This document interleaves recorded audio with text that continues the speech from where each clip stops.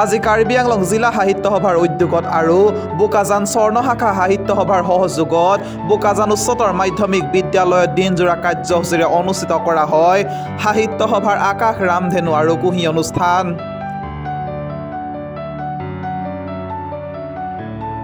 পুৱাৰ ভাগত বোকাজান সাহিত্য সভাৰ প্ৰাক্তন সম্পাদক ৰঞ্জিত বৰাই পতাকা উত্তোলন কৰাৰ পাছতে অনুষ্ঠানৰ কাৰ্যসূচী আৰম্ভ হয়।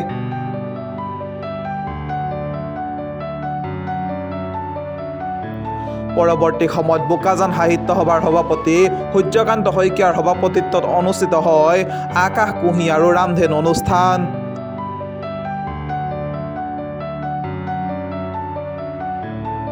অনুষ্ঠানত শিশুসকলে বৰগীত, কবিতা আবৃত্তি, সাধু কোৱা, বক্তৃতা প্ৰদান আৰু সমবেত সংগীত পৰিৱেশনেৰে জীপাল কৰি তোলে।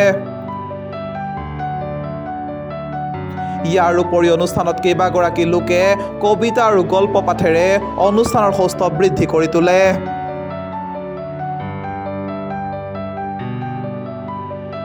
অনুষ্ঠানত অসম সাহিত্য সভাৰ আকাশ অনুষ্ঠানৰ আহ্বায়িকা মঞ্জু হাজৰিকাৰ লগতে কাৰ্বি আংলং জিলা সাহিত্য সভাৰ সম্পাদক দিগন্ত বৰা, নৱনিৰ্বাচিত সভাপতি বাৰিম ইংতি, বোকাজান স্বৰ্ণদল শাখা সাহিত্য সভাৰ সভাপতি সম্পাদকদ্বয় ক্ৰমে সূৰ্য শইকীয়া আৰু প্ৰাণদীপ চেতিয়াৰ উপৰি কেইবাগৰাকীও বিষয়ববীয়া উপস্থিত থাকে। অনুষ্ঠানৰ মাজতে কাৰ্বি আংলং জিলা সাহিত্য সভাৰ নৱনিৰ্বাচিত সভাপতি বাৰিম ইংতিক সম্বৰ্ধনা জনোৱাৰ পাছতে বিদায়ী সাধাৰণ সম্পাদক দিগন্ত বৰাক এক আৱেগিক পৰিৱেশৰ মাজেৰে বিদায় সম্বৰ্ধনা জ্ঞাপন কৰে।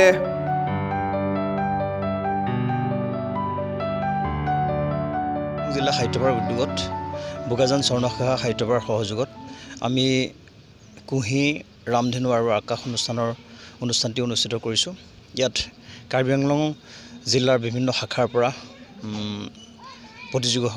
প্ৰতিযোগীসকল আহিছে। তেখেতসকলে কুহি অনুষ্ঠানত, আকাশ অনুষ্ঠানত আৰু ৰামধেনু অনুষ্ঠানত অংশগ্ৰহণ কৰিছে। আপোনালোকে জানে যে কুহি অনুষ্ঠানটো আমাৰ অসম সাহিত্য সভাৰ সৰু ল'ৰা ছোৱালীবিলাকৰ কাৰণে অনুষ্ঠিত কৰা হয় আৰু ৰামধেনু অনুষ্ঠান হৈছে যুৱক যুৱতীসকলৰ অনুষ্ঠান আৰু আকাশ অনুষ্ঠান মহিলাসকলক লৈ কৰা এটা অনুষ্ঠান।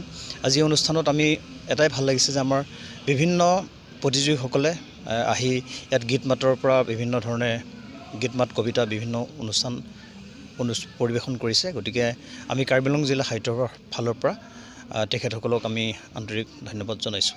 আচলতে আমি কাৰ্বি আংলং জিলা সাহিত্য সভা গঠন হোৱাৰ পাছত ইতিমধ্যে আমাৰ নতুনকৈ সমিতি গঠন কৰা হৈছে। আমি দায়িত্বভাৰ লোৱাৰ পাছত আমি কাৰ্বি আংলং জিলাৰ বিভিন্ন ঠাইত বিভিন্ন শাখাৰ সহযোগত আমি কুহি অনুষ্ঠান, আকাশ অনুষ্ঠান, ৰামধেনু অনুষ্ঠান আমি অনুষ্ঠিত কৰিছোঁ আৰু এই বছৰ আমাৰ কাৰ্যকালৰ এইটো হয়তো শেষ অনুষ্ঠান হ'ব। ইয়াৰ পাছত আমি হাওৰাঘাট অধিৱেশনত আমাৰ এই কাৰ্যকাল সমাপ্ত পৰিব আৰু ইতিমধ্যে আমাৰ নিৰ্বাচন প্ৰক্ৰিয়া সমাপ্ত হৈছে আৰু আমাৰ নতুনকৈ সমিতি গঠন কৰা হৈছে। গতিকে পৰৱৰ্তী পৰ্যায়ত এই নতুন সমিতিয়ে কাৰ্যভাৰ পুৱা ঠিক 9:15 বজাত আমি পতাকা উত্তোলন কাৰ্যসূচী লৈছিলোঁ আৰু সেই পতাকা উত্তোলনৰ পিছত আমাৰ বন্তি প্ৰজ্বলন হ'ল আৰু বন্তি প্ৰজ্বলনৰ পিছতে আমাৰ কুহি অনুষ্ঠান আৰু ৰামধেনু অনুষ্ঠান আৰু আকাশ অনুষ্ঠান সমসাময়িকভাৱে চলি আছে।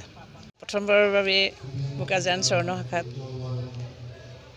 আকাশ, ৰামধেনু, কুহি অনুষ্ঠান অনুষ্ঠিত হৈছে আৰু মই অসম সাহিত্য সভাৰ আকাশৰ আহ্বায়িকা হিচাপে উপস্থিত থাকি বহুত সুখী হৈছোঁ। মোৰ ভাল লাগিছে। নৱপ্ৰজন্মৰ কুহি, ৰামধেনু, আমাৰ আকাশ অনুষ্ঠানৰ মহিলাসকলক আগুৱাই নিয়াৰ সুন্দৰ এতিয়া যি ব্যৱস্থা কৰা হৈছে আৰু তেখেতলোকৰ অংশগ্ৰহণকাৰীসকলৰ অনুষ্ঠানত মই আপ্লুত হৈছোঁ আৰু মই বহুত সুখী হৈছোঁ।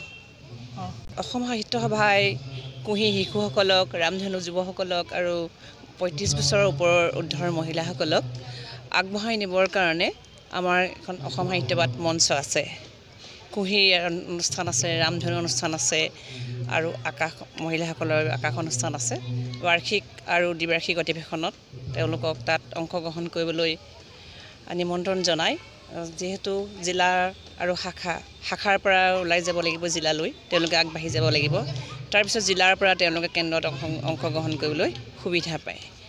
জিলাত শাখা আমি গঠন কৰিব লাগিব।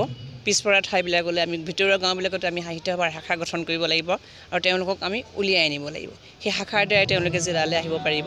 জিলাৰ পৰা তেওঁলোকে অসম সাহিত্য সভাত অংশগ্ৰহণ কৰিব পাৰিব। নিউজ ডেস্ক ৰিপৰ্ট নিউজ তালব অসম নৰ্থ ইষ্ট